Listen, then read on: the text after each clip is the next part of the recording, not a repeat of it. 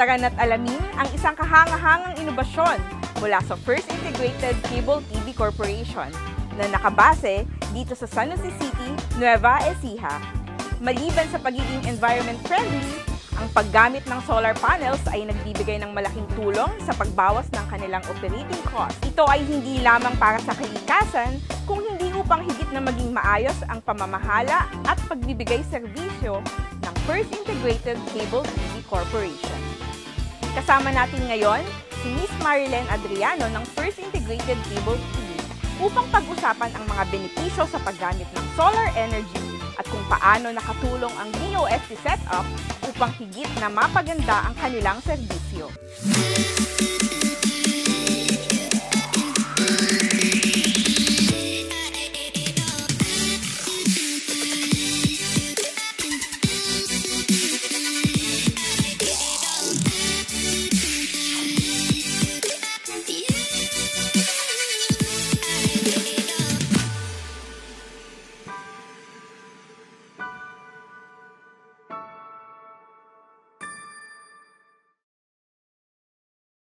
First Integrated was established ng 2007. It started its cable TV services in 2009 and then provided internet services with cable TV noong 2012.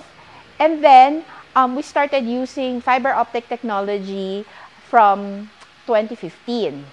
And then, of course, since technology po yung company namin, we are using energy, electricity particularly, a lot. So, ito pong aming tinatawag na data center o head-end, dito po tumatakbo ang aming planta 24/7.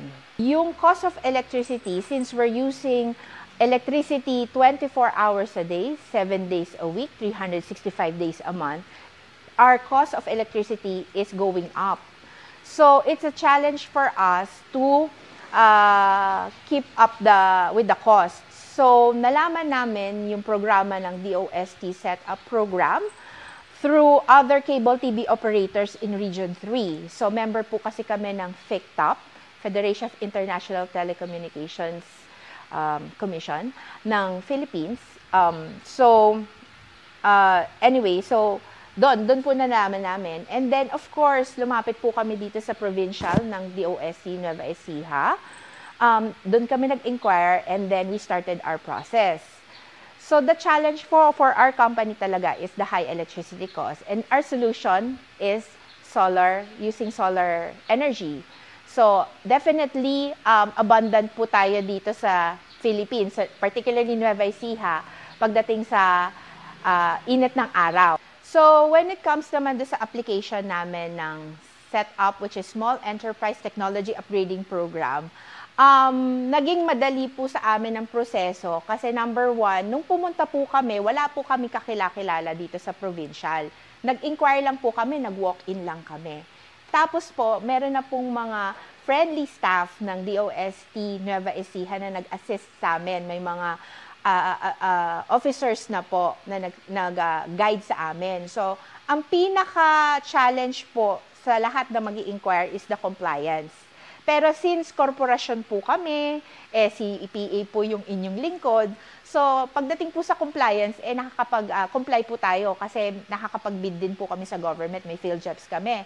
So, mga hiningi po sa amin, business permit, yung registration po ng business namin, yung sa SEC in our case, tapos saka po yung mga other financial documents. Why solar technology? One, solar energy abundant, pero ang major reason namin is going green.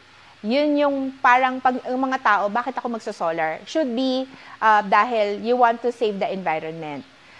So, using renewable is the best way to help the planet. Second, of course, ito yung madalas para sa business decision kung bakit gagastusan natin ang pagsosolar, is economical siya. Malaki po ang natitipid namin sa aming electrical cost. At saka, through the setup din po, nagkaroon din po kami ng other opportunities, business opportunities by using solar energy. So, when we started the project, our electricity cost was 35,000 a month. So, we're able to save around 70%. Pero po, actually, nagkaroon po ng mas magandang ripple effect. Kasi, unfortunately, biglang tumaas po yung aming kuryente from 13 pesos to 25 pesos way back in 2021 to 2022. Nag-average po kami ng 20 pesos.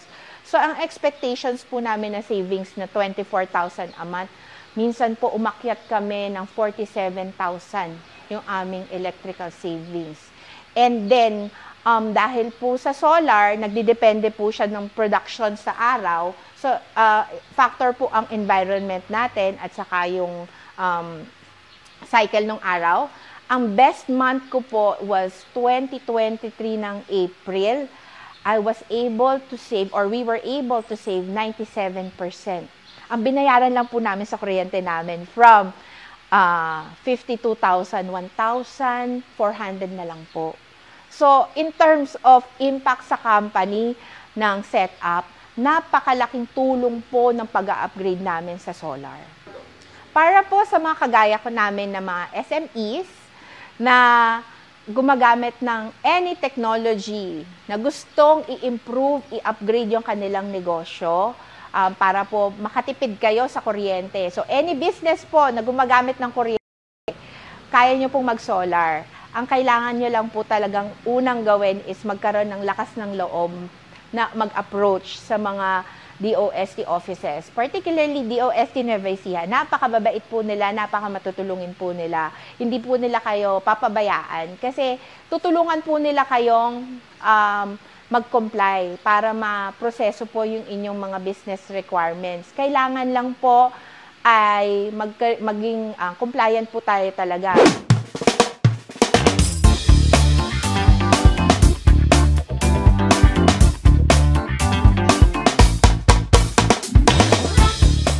Ikaw ba ay negosyante na naghahanap ng paraan upang ma-upgrade ang iyong negosyo gaya ng First Integrated Cable TV Corporation? Nais mo bang magkaroon ng mga makabagong kagamitan na aabot hanggang 5 million pesos na walang interes?